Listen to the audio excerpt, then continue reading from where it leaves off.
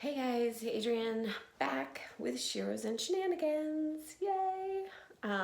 Back from vacation and back from my head cold, or at least like 80% back from my head cold. So, okay, today we're gonna get into tip 4. So, tip 4 is putting the dogma in your doghouse. So, what do I mean by that? Well, all right, so all of these tips that I'm trying to give you are tips that are quick tips. So granted, the volunteering one isn't that quick. You do have to work that one into your schedule and be held accountable for that. Morning. Good morning.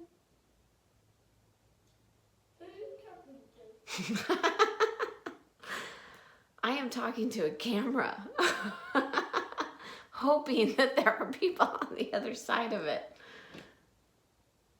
Okay? Can I be out there in a minute? I love you. Good morning. I love you. Morning. All right. Oh, it's my kid. All right, let's see. So getting back to it, putting the dogma in the doghouse. What do I mean? All right. So the tips are meant to be quick. They're not meant to take up a bunch of your time. So we've got busy schedules. We've got things we want to do, people we want to help, families we have to run, businesses we have to run, lots of different things. So tip 4, how did it start? Well, I would say that it started actually when someone told me, if you're in the doghouse, build a mansion. And I thought that I was like, right, mind blow, because it was kind of, we've all been in the doghouse, whether it's with somebody else or ourselves, and it was kind of like, wow, build a mansion, like in here, build one in here, so that when I'm being sent to that doghouse, whether it's by me or someone else, or sent to my timeout, it can be something beautiful and something that I enjoy and something that I want to actually go to and return to. So, okay. So how did I build my doghouse? How did I build my mansion, basically? All right, so I started with the mirror thing, because I had to do that one time, started working. And then that, losing judgment, change that one thought, ask that one question, is it working? Okay, that started working. And that one's been with me forever, but that's a good one to throw in. And then volunteering, that was just something that I knew I wasn't gonna hold myself accountable for building this mansion. I needed some sort of accountability for it, because accomplishment is what builds pride. Pride is what builds confidence and makes you feel better about yourself. So I knew I needed accountability, and I knew that I wanted to feel better about me at those times. So the best way to feel better about me was do something for somebody else. Good morning. Anyway, so the next thing that I did, and this kind of started, it still kind of started a little bit with tip 1, but I got into it more after the volunteering. And that was really when that line just kept running through my head: build a doghouse, or build a mansion, not build a doghouse. And I had been given a suggestion of a podcast or a guided meditation from my sister-in-law, and so I started listening. And the reason why I'm not real big on guided meditations. I've meditated and taught yoga and dance since I was 20 years old, and so I've always been very good about personally meditating, and meditating is just a form of listening to what's going on within. However, when I was in the middle of those really disparaging moments, I'm the type of person that I could meditate for hours and think 10 minutes passed. I mean, I love meditating, but I knew I didn't have that kind of time. And I also knew that for me, especially after doing it for so long, I also knew 10 minutes of me sitting quietly by myself just wasn't going to work for me, because my brain was going too crazy. So I really love that there are guided meditations out there, and I really loved that. I really liked how this woman did it. So if you want links to her, I have no problem sharing those. So I started with that, and I had a lot of time I didn't have a lot of time. I make a lot of time to research. I really like to research. I especially love researching psychology and things like that. So, but ways to build your mansion. Now, lots of people go to counseling to build their mansion, and I think that that's great. I went to counseling a couple of times. It was actually before I really started doing the work, and I also knew I want my mansion to be built from within. You know, I want it to be something that I can return to, and that, you know, when you're going through things like counseling, at some point, sometimes you might quit. You might quit with that counselor. Maybe you can't find a counselor that works for you. There's lots of different, you know, reasons. And if you're going through, you know, despair, and then 3 years later you're doing it again and your counselor's died, I don't know, you've moved away, whatever it is, there's something to return to when it's you that have built that mansion versus looking outside for something to build it for you. Now, I did look outside. I looked to the internet.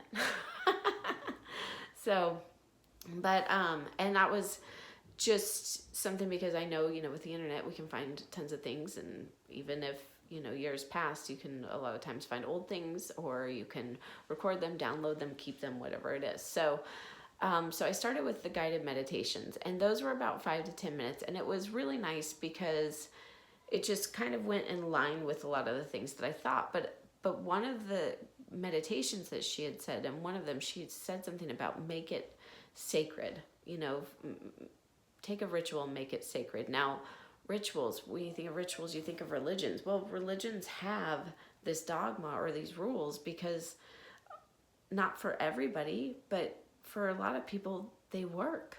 So rituals can work. And the difference is keeping that ritual within. Make it your ritual. It doesn't have to be somebody else's ritual. It can be yours.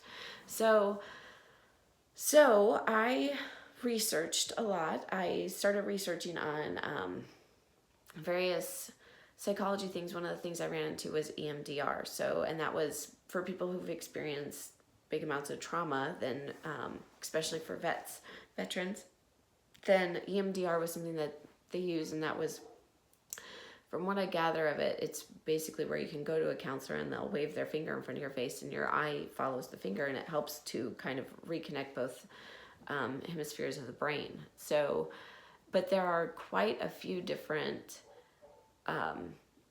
audio clips that you can listen to that do the same thing, because when you shut your eyes, then they play the sound on one side and then they play it on the other. It kind of goes back and forth, and it eventually forces your eyes to move, and it kind of bounces things back and forth. So EMDR tracks are something that I also picked up.